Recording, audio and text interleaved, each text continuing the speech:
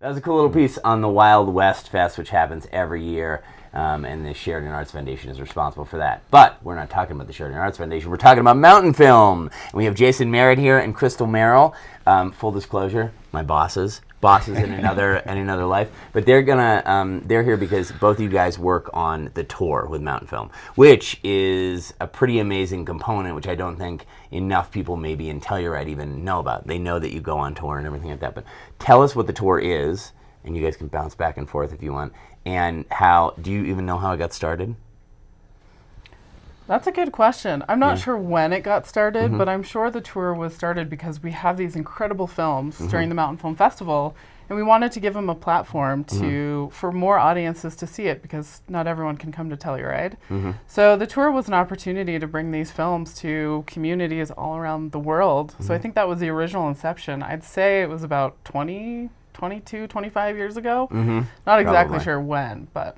Yeah. And you go all over... That's roughly what I've heard. 20 years. And you go all over the world now. We do. Yeah. Yep. We go from Brazil to Singapore to Australia. It's rough. Yep. Cuba. We're going to go to Cuba this year. You're going to Cuba? Time. Hopefully, fingers crossed, yeah. When you say we're going to Cuba, you mean me, right? I'm a tour host, actually. No, see, it's a no. So how do the films, I guess, get chosen? Because Mountainfilm has all these full-length films. Mountainfilm, full disclosure, just happened over Memorial Day weekend, and so you guys are sort of probably in the process right now of choosing the films for the 2018-19 tour, right? That's correct, yeah. So our tour season runs August 1st through May 1st, and we license films that are all short films from the festival. We pick around 40 or 50 and take those on tour, and it's generally a selection of some of the best adventure films to films about social justice to environment, and we really want an eclectic mix for our tours, because when we're going to say Colorado Springs, the playlist might look very different than when we're going to Brazil. So we want a variety of films. Do you guys have a favorite film from this year that you've each? I mean, and I guess in the follow-up question would be like, how did the films get chosen in the sense of like within the office, or how because the office is pretty big now and there's a lot of different people doing different stuff. So favorite films? Well, for my part, how it gets done is I chime in with the ones I like, and particularly for students. The student programs are primarily my charge, so things that I think will play well in a school or with younger audiences, and as much as possible have an informative or educational content. Beyond that, I think we kind of see how the audiences react during the festival, and put together a list that we think will play well in the places that we know we go. And then Crystal, of course, reaches out to those filmmakers and secures the rights for us in an efficient manner. And is that easy now? Off and going. Yeah, I think the Tour and Education is a great platform for filmmakers to share their content with a variety of audiences. You asked about a favorite film. One of my favorites is Felix from this year. I don't know this one. I didn't see it. It's about a 99-year-old radio DJ in Paonia. Really? It's so great. And so we love films that are heartwarming and touching, and that will appeal to a wide variety of audiences. Cool. And then can you talk a little bit, Jason, you were saying something about the education initiative. Can you talk a little bit about how that works, how that component works? Now, I know how it works, but... Sure. So Mountainfilm for Students is the name of the kind of umbrella project. There are three components. There's festival education, which is students we bring here for the annual festival. Excuse me.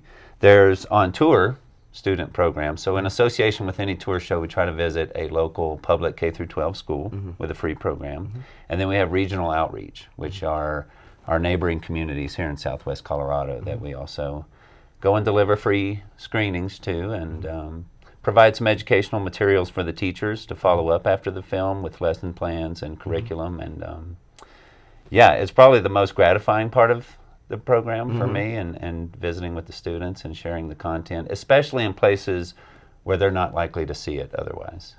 So I know when I'm out on the road, I actually always throw that pitch out, especially if we don't have schools that we're associated with, and I always get teachers coming up to me and those kind of things, and then it does create some of these things. The coolest thing actually about it too is that you guys create separate playlists for the kids that are then delivered, so they get their own show. So if they happen to be in one location, they can come to like their show in their school, and then they can come to like the community show. Absolutely. That's correct. So last thing really is how, what's the sort of major bulk of your work like throughout the year and those kind of things with the tour in terms of it bouncing around the world and those kind of things? Are you communicating with filmmakers? Are you figuring out stuff with tour hosts? Like, what's it like behind the scenes with the tour? All the above. I mean, right now we're corresponding a lot with filmmakers, trying to get the paperwork in place and then figure out where the best fit for all these films would go. And then the next step is coordinating with tour hosts to figure out which films they want to play, the logistics of their event, getting them presenters to the show, coordinating presenter travel, which you've been a part of. Yes, a little bit. That always takes some effort. But it's really a year-round endeavor. How, if we wanted to like, how does one go about getting a tour stop in their town? And what's funny, actually, people should know too, a lot of these folks who have tour shows, who get tour shows, end up coming to the festival every year to sort of to preview the films, to meet you guys, those kind of things. But how would you go about that if you saw a show or if you were looking online or those kind of things? Yeah, we go to around over 160 locations around the globe. So we primarily look at locations, where we don't have an existing show.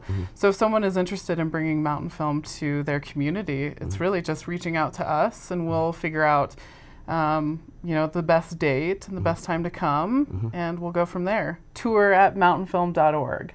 Tour@mountainfilm.org. Just go online. You could see all of the shows, and actually now you guys are even aren't you occasionally linking up like the presenters of the shows and those kind of things?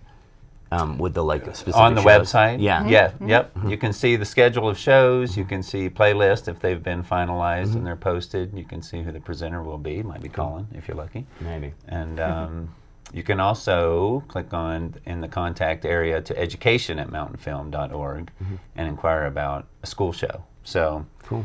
That bit of information is not listed on the tour schedule, but it's worth checking it out. If you see a show coming to your area and you're interested in it appearing at a school, then please reach out. Cool. Crystal, Jason, thanks for being here today. Thanks for coming down. Thanks for having us. Thanks for Thank you for employing having me. And that's that. If you want to find out more about that, go online to mountainfilm.org.